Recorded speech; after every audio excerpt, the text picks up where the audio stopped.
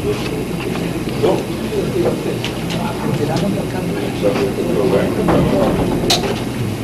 los colegas panelistas, a los representantes de la Escuela de Filosofía y a todos los presentes, los y las presentes.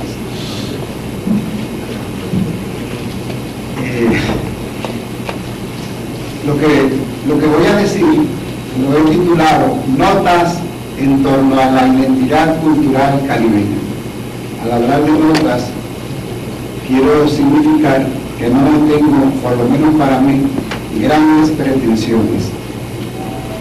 La doctora Josefina Salte nos ha dado ya el gran marco para este panel. Y a pesar de que ella ha desarrollado magníficamente sobre la identidad en general y ha hecho alusión también a la identidad cultural, yo me voy a referir en primer término justamente a la identidad cultural para subrayar lo que quiero subrayar y poder continuar.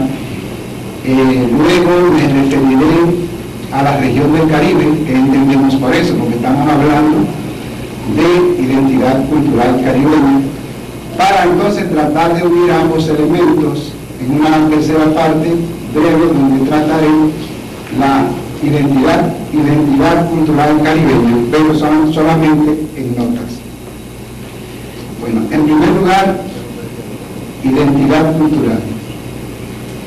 El concepto de identidad cultural surgió en los años 50 en los Estados Unidos de América, en momentos en que se estudiaban los problemas de integración de los inmigrantes. La identidad cultural se entendía entonces y se entiende ahora como una modalidad de categorización de la distinción nosotros-ellos, basada en la diferencia cultural.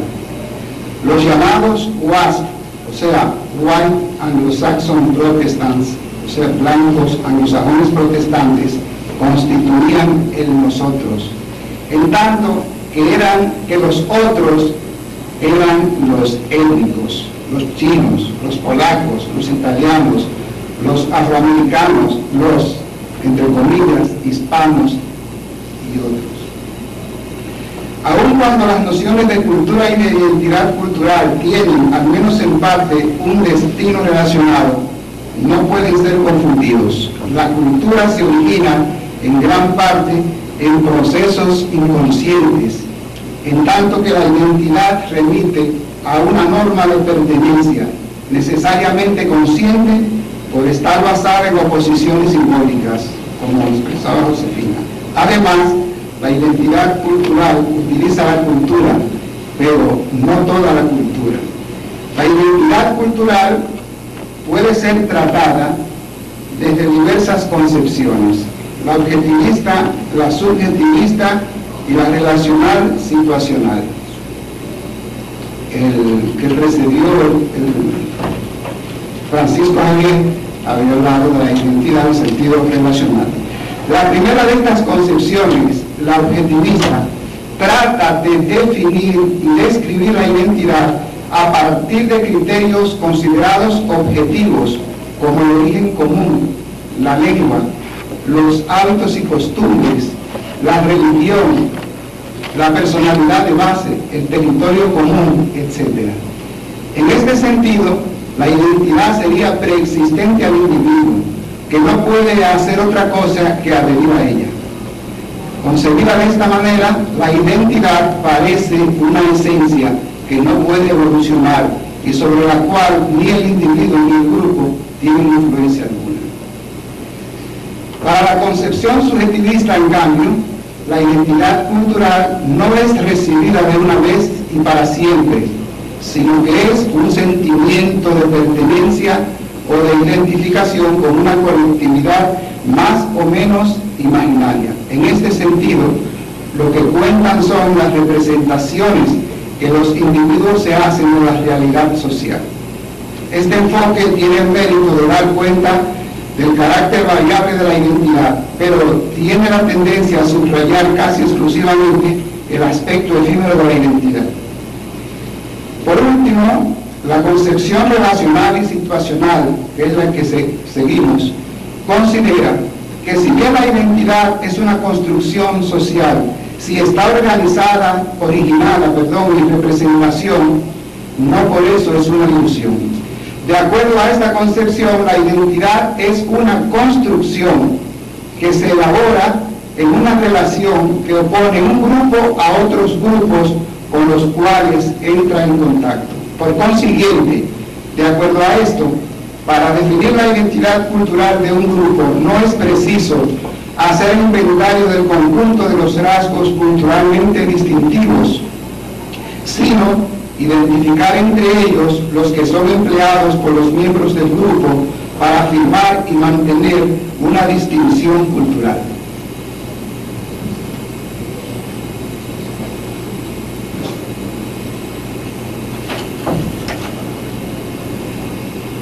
En esta última concepción no existe una supuesta esencia que definiría la identidad. Esta se construye, se desconstruye y se reconstruye según las situaciones en los intercambios sociales.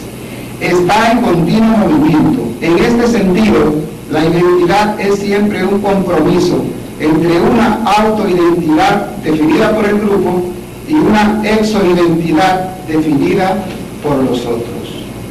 No hay pues que esperar que las ciencias sociales den una definición justa e irrefutable de tal o cual identidad cultural. No toca al científico llevar a cabo controles de identidad.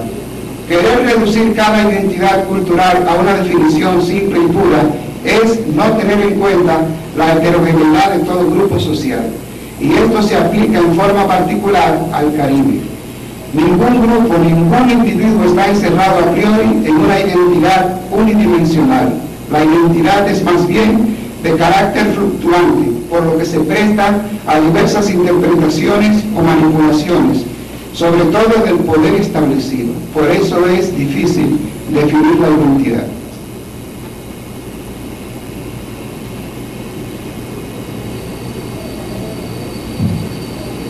Pasamos ahora a lo que entendemos por región del Caribe para saber de qué estamos hablando. Las tierras del Caribe son geográficamente las islas antillanas que van en forma de cadena desde la península de Yucatán hasta el Golfo de Paria, la tierra continental costera de Venezuela, Colombia, Panamá y Costa Rica, la de Nicaragua, Honduras, Guatemala, Belice y Yucatán, y todas las islas, los islotes y los cayos correspondidos dentro de estos límites. Así lo define el mismo Juan Bosch. En esos territorios hay todo un amasijo de variedades fenotípicas, multiplicidad de lenguas, hábitos y tradiciones culturales que habrían de producir ese difícil y variopinto mundo del Caribe. Pero no hay que olvidar que la cultura del Caribe va más allá de los límites geográficos, de esos límites geográficos. Llega a los Estados Unidos, al sur de la Florida, costa de Carolina del Sur, la Luisiana, Nueva York y otros puntos de este país. Llega a Canadá y Sudamérica y llega a Europa. La cultura del Caribe trasciende las fronteras nacionales, y es que nuestra gente ha desarrollado una asombrosa capacidad de convertirse en multicultural, multilingüe y multireligiosa. Después de la llegada de España al Caribe, poblado por grupos de origen arahuaco, llegaron Francia, Inglaterra, Holanda, Dinamarca, Escocia, Suecia, Estados Unidos, y fueron traídos negros africanos.